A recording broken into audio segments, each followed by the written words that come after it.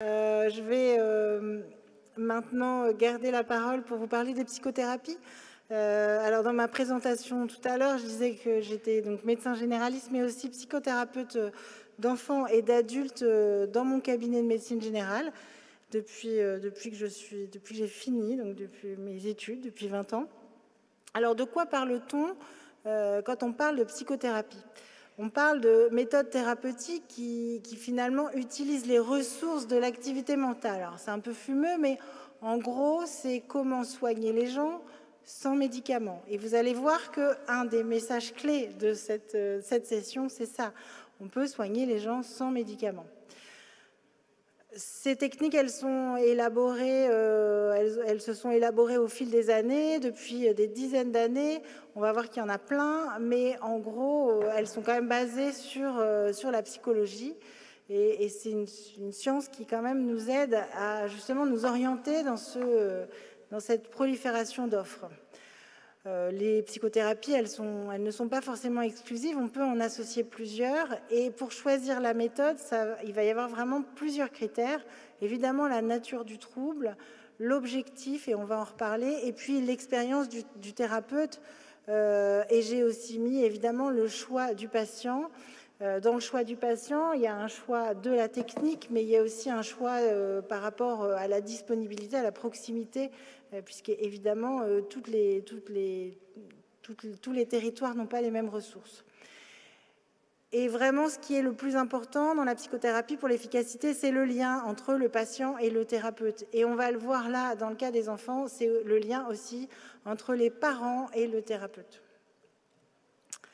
Donc la psychothérapie, c'est un traitement parmi d'autres. Donc il faut faire une évaluation clinique, un diagnostic. J'enfonce des portes ouvertes, mais être médecin, c'est quand même faire des diagnostics. Donc c'est une spécificité de notre profession. Et puis on élimine aussi des diagnostics différentiels, évidemment. Et comme tout traitement, eh bien, on essaye de savoir quelles sont les indications de ce traitement, évidemment, les contre-indications, l'efficacité, les délais d'action. Donc, comme tout traitement, comme tout ce qu'on fait, finalement, que ce soit par rapport à des médicaments ou des interventions non médicamenteuses. Et j'ai rajouté qu'il y a plein d'autres interventions qui ne sont pas de la psychothérapie, mais qui s'en rapprochent et qui peuvent être très utiles. On a parlé tout à l'heure avec Madame Miliana Forest de tout ce qui est psychoéducation. Donc il y a déjà ce que l'entourage, la famille peut aider, peut soutenir. Et puis il y a aussi tout ce qui est ce qu'on a appelé la rencontre d'accompagnement. C'est tous les professionnels qui peuvent aider cet enfant ou cette famille, les professionnels de la santé, mais aussi de l'éducation, par exemple. L'intervention de soutien, et ça c'est ce qu'on va faire en médecine générale tous les jours, la psychothérapie de soutien, on appelle ça aussi comme ça, c'est-à-dire l'écoute, l'accompagnement au fil des difficultés, les consultations réitérées, etc.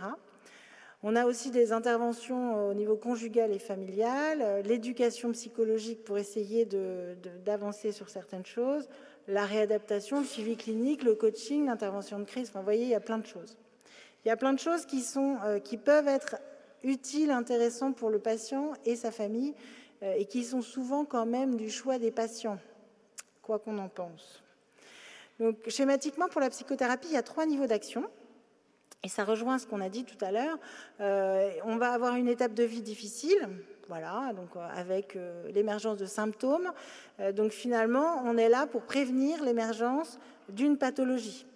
C'est accompagner, intervenir rapidement quand l'enfant présente des troubles du sommeil pour éviter que ces troubles du sommeil n'entraînent finalement l'installation de troubles difficiles à traiter plus tard. On peut aussi avoir des psychothérapies qui sont ciblées sur un trouble psychique quand on a un diagnostic de dépression, d'anxiété, on va voir les indications. Et puis aussi prévenir la récidive quand le patient a déjà eu un problème, un trouble psychique et qu'à l'occasion d'un autre événement de vie, finalement, on voit pointer le risque de la récidive et ça, et les patients, et les enfants et les parents ont ça en tête. On a déjà eu tous des patients qui revenaient nous voir en nous disant « j'ai déjà eu une dépression et là je sens que ça pourrait recommencer, donc je viens tôt ». Donc on voit qu'il y a ces 3 niveaux d'action. Ce qui est important pour le médecin généraliste, c'est de savoir dans quel finalement niveau d'action on se place par rapport à cette situation. Alors, une question intéressante à se poser, c'est est-ce que ça marche? Bah oui. Et ça marche pas juste parce que quelqu'un a dit que ça marchait ou parce que pour quelqu'un ça a marché, mais il y a vraiment de nombreuses études scientifiques. Je vous en ai mis 2 tout en bas, mais il y en a plein. Et puis avec vraiment toute une science autour de la neurobiologie que je ne détaillerai pas là, mais qui vraiment valide des impressions cliniques anciennes. Comment ça marche? Il y a plusieurs facteurs, on l'a vu. Alors ça, c'est un schéma qui n'est pas spécifique à l'enfant. Donc là, du coup, on n'a pas les parents, mais évidemment, on va en parler après. Donc il y a les facteurs qui sont liés aux patients et les facteurs liés au thérapeute, et puis tout ce qui va être de la relation entre le patient, le thérapeute, tout ce qui va être de la discussion autour des objectifs de cette psychothérapie. Qu'est-ce qu'on cherche, en fait, vers où on va et à quel moment, du coup, on s'arrête, par exemple. Et puis des facteurs externes. Je ne vais pas détailler ce schéma, mais je pense que c'est des choses qui vous semblent assez, comment dire, de bon sens. Donc finalement, la psychothérapie, c'est une thérapie efficace, c'est un traitement efficace qui va au-delà de la psychothérapie de soutien qu'on peut faire au quotidien dans nos cabinets en tant que médecin généraliste. Et finalement, ça nécessite l'engagement du patient et de ses parents, puisque l'enfant ne vient pas seul en consultation, enfin en séance de psychothérapie. Ça nécessite un bon lien thérapeutique et puis ça nécessite une méthode adaptée aux troubles traités. Et les indications, je vous les remises, c'est les troubles du neurodéveloppement, les troubles du comportement. Donc là, on va retrouver évidemment des éléments de l'étude ANABI. Des troubles oppositionnels, c'est ces enfants qui s'opposent à tout et qui sont très en colère, c'est quand même assez compliqué. L'anxiété, la dépression, ça c'est des choses plus communes. Et puis tout ce qu'on appelle les traumatismes relationnels, finalement tout ce qui va arriver dans la vie affective, émotionnelle de l'enfant et qui va pouvoir s'inscrire comme un traumatisme à un moment donné et qui va faire le lit notamment d'anxiété. Donc on voit qu'il y a de nombreuses situations. Du coup, c'est la question de la technique. Je ne vous ai mis que 2 techniques, parce que finalement, c'est les plus courantes, c'est les plus reconnues. Donc la psychothérapie dynamique individuelle, c'est la psychanalyse, pour résumer, je résume vraiment, je caricature, et je vous ai mis les médias et les outils que le psychothérapeute peut utiliser chez l'enfant, qui sont spécifiques de l'enfant, qui sont le jeu et le dessin. Donc ça, c'est vraiment des choses très anciennes qu'on connaît bien et dont peut se saisir l'enfant, même très jeune, même à partir de 3 ans, évidemment. Toutes les thérapies cognitivo-comportementales qui se développent de plus en plus avec de plus en plus de thérapeutes formés. Toutes les autres, il y avait une liste impressionnante. Donc on va être vraiment dans ce choix de méthode. Là où finalement on peut trouver des points communs par rapport, parce que cette intervention, c'est vraiment le médecin généraliste et la psychothérapie. Vous voyez bien d'où je me place. Donc ce qui est important, c'est d'intervenir précocement, parce qu'évidemment, des troubles du sommeil qui s'ancrent, ça va être plus compliqué. Une anxiété qui s'installe avec une difficulté à quitter ses parents pour aller à l'école, on peut imaginer que plus on attend et plus c'est difficile pour l'enfant d'aller mieux. Donc l'intervention précoce, ça c'est vraiment à notre main, puisqu'on va rencontrer ces enfants à des occasions spécifiques de consultation systématique, mais aussi à l'occasion de soins non programmés, d'urgence, de consultation d'urgence. Et on peut questionner l'état de santé mentale des enfants, même quand ils viennent pour un rhume, finalement. Ça peut être vraiment assez systématique. Ces psychothérapies, elles peuvent être individuelles, familiales, en groupe aussi, même si chez l'enfant, l'offre en groupe est quand même beaucoup moins importante. Et puis, donc, on va utiliser la parole, bien sûr, le jeu, je vous en ai parlé, et le corps, tout ce qui va être la communication non verbale qui va permettre de finalement utiliser l'agir de l'enfant. Un petit mot sur les parents.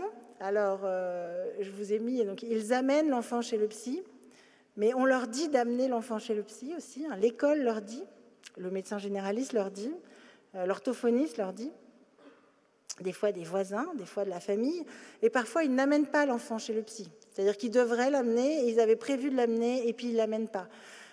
Pourquoi? Parce qu'ils ont leurs propres difficultés, leurs propres contraintes, leur agenda personnel. Donc c'est ce qui empêche d'y aller.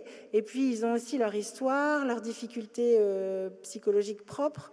Peut-être qu'eux-mêmes, on les a amenés chez le psy quand ils étaient enfants, et que du coup, amener à son tour l'enfant chez le psy, ça peut être compliqué, voilà, dans une espèce de truc qui se répète.